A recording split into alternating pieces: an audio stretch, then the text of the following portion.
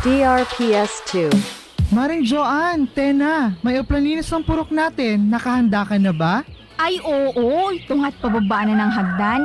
Isusot ko muna mahaba kong manggas, panangganang sa init at dumi. Lalo na sa kagat ng lamok, baka ako madengge. Tama yan, Mare. Maghakot tayo ng mga gulong at magtataob ng mga latat bote na maaaring pagpugaran ng lamok. Naalala ko nga pala, pagsabihan mo din si Enting Kutingting, yung likod ng mga sirang telebisyon na nire-repair niya, itaob niya rin dapat DRPS2. kung ayaw niyang itapon. Pati yung bakod niyang buho, biyaking yung dulo na hindi ma-stuck yung tubig ulan. Naku, baka condominium na ng mga lamok yun. Ay opo, napaalalhana na po siya ng mga taga City Health. Natakot yata na mapabilang sa mga pumanaw dahil sa dengue.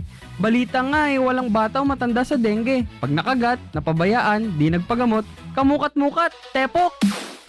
Isagawa ang 4S laban sa dengue, search and destroy, secure self-protection, seek early consultation, DRPS2. at support spraying to prevent impending outbreak.